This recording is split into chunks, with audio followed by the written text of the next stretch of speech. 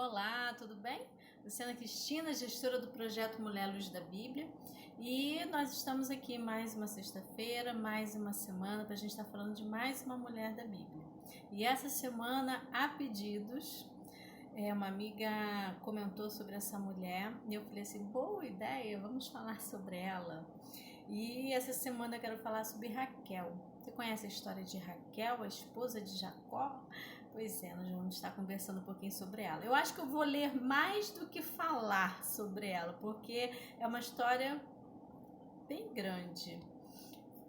No livro de Gênesis, capítulo 29, capítulo 30, até o capítulo 35 também fala sobre Raquel. A história de Jacó, se eu não me engano, ocupa mais de 20 capítulos no livro de Gênesis. É uma história bem grande. Jacó, ele foi expressivo na palavra de Deus. Então vamos falar um pouquinho sobre essa mulher? Então vamos lá, olha. A história de Raquel, começa a aparecer na Bíblia a partir do capítulo 29 em Gênesis, quando Jacó ele está indo embora, né, meio que fugitivo, meio que errante, sem saber o que fazer da vida, e ele vai parar próximo a alguns parentes dele. Vamos lá nessa história? Gênesis 29. Na minha versão está escrito assim, ó, Jacó se encontra com Raquel. Jacó se pôs a caminho e foi à terra do povo do Oriente. Olhou e eis um poço no campo e 3 rebanhos de ovelhas deitados junto dele, porque daquele poço davam de beber aos rebanhos. E havia uma grande pedra que tapava a boca do poço. Ajuntavam-lhes ali todos os rebanhos, os pastores, e removiam a pedra da boca do poço. Davam de beber às ovelhas e tornavam a colocá-la no seu devido lugar. Jacó perguntou aos pastores, de onde são vocês, meus irmãos? Responderam, somos de Arã. Perguntou-lhes, vocês conhecem Labão, filho de Naó? Responderam, conhecemos sim. Jacó perguntou ainda, ele vai bem? Eles responderam, sim, vai bem. Olhe, Raquel, a filha dele, vem vindo aí com as ovelhas. Então Jacó disse, e ainda pleno dia, não é tempo de recolher os rebanhos? Deem de beber as ovelhas e vão apacentá-las. Mas eles responderam, não podemos, enquanto não se juntarem todos os rebanhos. Seja removida a pedra da boca do poço e damos de beber as ovelhas. Enquanto Jacó ainda falava, chegou Raquel com as ovelhas do seu pai, porque era pastora. Quando Jacó viu Raquel, filha de Labão, irmão de sua mãe, e as ovelhas de Labão, aproximou-se e removeu a pedra da boca do poço e deu de beber ao rebanho de Labão, irmão de sua mãe. Feito isso, Jacó beijou Raquel e, erguendo a sua voz, chorou. Então Jacó contou a Raquel que ele era parente de seu pai, pois era filho de Rebeca. Ela correu e o comunicou a seu pai. Quando Labão ouviu as novas de Jacó, filho de sua irmã, correu ao encontro dele, abraçou-o, beijou-o e levou-o para casa. E Jacó contou a Labão tudo o que havia acontecido. Então Labão disse, de fato, você é meu osso e minha carne. Aí nos próximos versículos, Jacó ele vai para a casa de Labão. E chegando na casa de Labão, ele vai dizer, né, Labão vai dizer para ele que ele tem 2 filhas. Eu tenho a Lia, a mais velha, e Raquel, a mais nova. Lia tinha os olhos sem brilho, porém Raquel era mais bonita e formosa, como está escrito aqui no verso 16. Como Jacó amava Raquel, disse a Labão, trabalharei para o Senhor durante 7 anos para poder casar com Raquel, sua filha mais nova. Labão respondeu, é melhor dá-la a você do que a outro homem. Fique aqui comigo. Quer dizer, Labão gostou da proposta de Jacó. Assim, por amor a Raquel, Jacó trabalhou durante 7 anos. E esses anos lhe pareceram como poucos dias pelo muito que amava. Que verso bonito, né? Então ele disse a Labão, dê-me a minha mulher, pois já venceu o prazo, isso depois de 7 anos, para que eu me case com ela. Assim Labão reuniu todos os homens do lugar e deu um banquete. À noite ele trouxe Lia, sua filha, e entregou a Jacó. E eles tiveram relações. Labão tinha dado sua serva Zilpa para que fosse serva de Lia, sua filha. Ao amanhecer, Jacó viu que era Lia, por isso disse a Labão, que é isso que o Senhor fez comigo? Não é verdade que eu trabalhei por amor a Raquel? Por que então o Senhor me enganou? Então Labão respondeu, em nossa terra não se costuma dar em casamento a mais nova antes da primogênita, Complete a semana de festa de casamento da primogênita, depois daremos a você também a outra, pelo trabalho de mais 7 anos que você ainda me servirá. Jacó fez o que Labão pediu e completou a semana de festa da primogênita. Depois, Labão lhe deu por mulher a sua filha Raquel. Labão tinha dado sua serva Bila para que fosse serva de Raquel, sua filha, e Jacó teve relações também com Raquel. Ele amava Raquel mais do que amava Lia e continuou trabalhando para Labão durante mais 7 anos. Quando o Senhor viu que Lia era desprezada, fez com que ela fosse fecunda, ao passo que Raquel era estéril. Assim, Lia ficou grávida e deu à luz um filho, a quem deu o nome de Ruben. Pois disse: o Senhor viu a minha aflição. Por isso, agora meu marido vai me amar. E aí os versos seguintes vão ser Lia dizendo, né, a cada verso, a cada filho que nascia, algo que expressava do seu coração. Quando chega no verso 30, Raquel viu que não dava filhos a Jacó. Teve ciúmes de sua irmã e disse a Jacó: dê-me filhos, do contrário morrerei. Então Jacó ficou irado com Raquel e disse: será que eu estou em lugar de Deus que a impediu de ter filhos? Então o problema não era com Jacó, o problema da esterilidade era com Raquel. Então Raquel diz: eis aqui a Bila, minha serva, tenha relações com ela para que se dê a luz e eu traga filhos ao colo por meio dela. Era possível naquela época que quando não se tinha filhos, não se podia ter filhos, da sua serva, da escrava da casa, para que pudesse ter filhos, né, do seu marido. Assim como aconteceu com Sara e Agar, se lembram? Assim Raquel deu Bila, sua serva, por mulher, e Jacó teve relações com ela. Bila ficou grávida, deu à luz um filho a Jacó. Então Raquel disse: Deus me fez justiça, ouviu a minha voz e me deu um filho. Aí passa.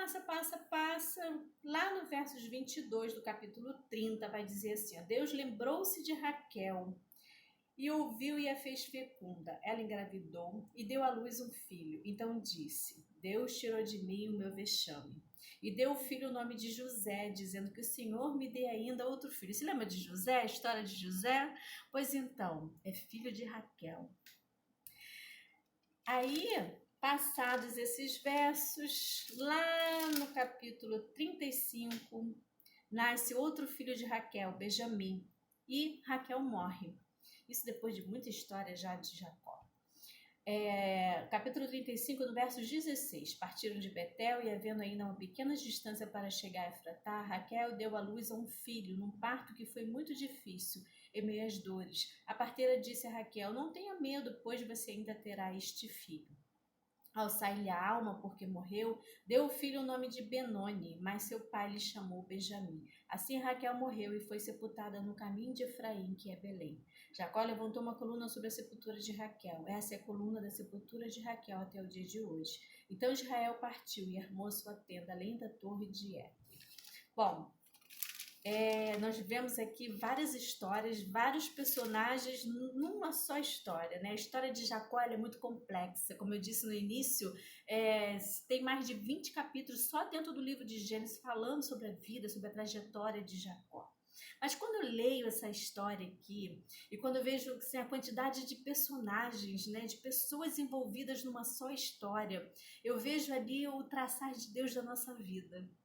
Olha que coisa interessante. Jacó é o pai das 12 tribos. Vocês sabiam disso? Dos filhos de Lia, dos filhos de Raquel, se constituem as 12 tribos de Israel.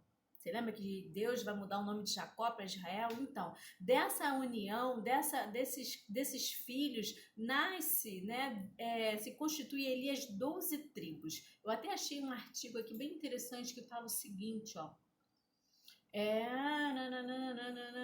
As famosas tribos, 12 tribos de Israel, que é Ruben, Simeão, Levi, Judá, Dan, Naftali, Gad, Aser, Isacar, Zebulon, José e Benjamim. Esses são os filhos de Jacó.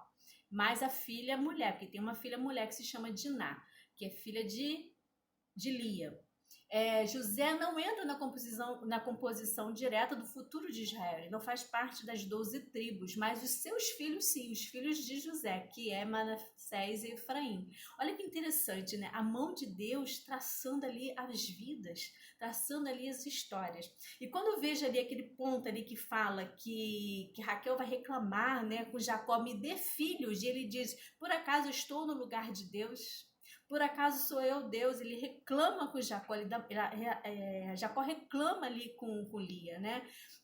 Ele se defende da ofensa de Raquel. É tantos nomes que eu tô confundindo todo mundo. Ele se defende ali da ofensa de Raquel, porque Deus queria tratar com Raquel, Deus não queria tratar com Jacó. O problema não estava nessa questão da infertilidade, o problema não estava em Jacó, estava em Raquel. Lia era fecunda, mas Lia não era amada.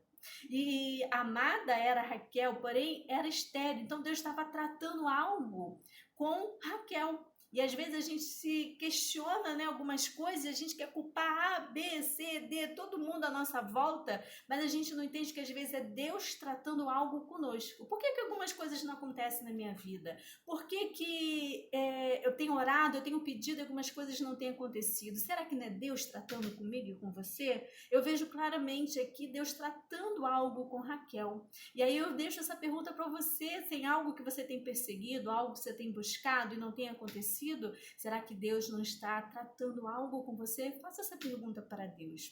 E quando eu vejo essa história, essa trajetória, tanto Lia como Raquel, né, a gente hoje está falando mais de Raquel do que de Lia, mas quando a gente vê essa história dos seus filhos, daquela união, aonde Jacó vai parar, onde Jacó quer se casar, e tudo que aconteceu, aquela espera e tudo mais, a gente vê a mão de Deus em tudo, o traçar de Deus em todas as coisas. E aí quando a gente olha para a nossa trajetória, da nossa vida, desde quando a gente nasceu, nossos pais, nossos irmãos, nossos amigos, pessoas que passaram pelas nossas vidas, os acontecimentos da nossa vida, a gente vê a mão de Deus. Você pode olhar hoje para a sua trajetória, ter mesmo os momentos difíceis, ter mesmo as circunstâncias difíceis. Olha, se você lê a história de Jacó, e eu te aconselho, leia a história de Jacó, você vai ver a mão de Deus. Um homem que por muitos é pregado como enganador, né? Um homem que aprontou algumas, mas você vê a mão de Deus, a misericórdia de Deus, os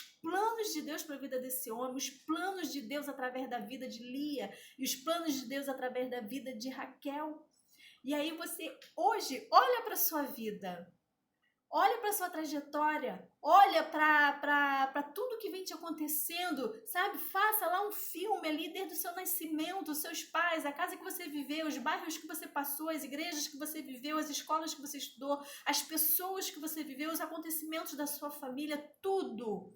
Faça um filme de toda a sua trajetória até o dia de hoje, a data de hoje. E você vai enxergar a mão de Deus, até mesmo nas coisas mais difíceis, nos momentos mais complicados, o quanto isso te ensinou, o quanto isso te amadureceu, o quanto isso te levou para situações, ocasiões, lugares, pessoas que foram fundamentais para a sua vida. Mão de Deus na sua trajetória, na sua história. E às vezes a gente fica naquele mimimi, né? Eu nunca fui feliz, eu sempre tive uma vida muito difícil. Não, troca esse diálogo. Troca esse discurso e diga, eu vi a mão de Deus na minha história. Eu tenho a mão de Deus em toda a minha vida. Eu sofri, fui abusada, aconteceu isso, aconteceu aquilo, eu não pude ter certas coisas, eu fui estéril, eu fui isso, aconteceu tanta coisa ruim para mim. Mas eu vi a mão de Deus, sabe por quê? Porque se você está me escutando hoje nesse vídeo, se você está aí do outro lado da telinha me escutando, você sobreviveu, você venceu. Você venceu, muitos ficaram pelo meio do caminho, mas você está aqui hoje ouvindo a palavra de Deus. Olha que coisa maravilhosa, não é mesmo? A mão de Deus na nossa vida, em tudo, em todos os momentos, em todos os lugares, em todas as pessoas, em todas as circunstâncias, podemos enxergar o trabalhar e o agir de Deus na nossa vida. Amém? Espero que você tenha gostado da mulher de hoje, desse vídeo, que o Espírito Santo possa falar mais ao seu coração. E até a próxima sexta-feira. Fiquem com Deus. E se você gostou, fez sentido, por favor, compartilhe com outros.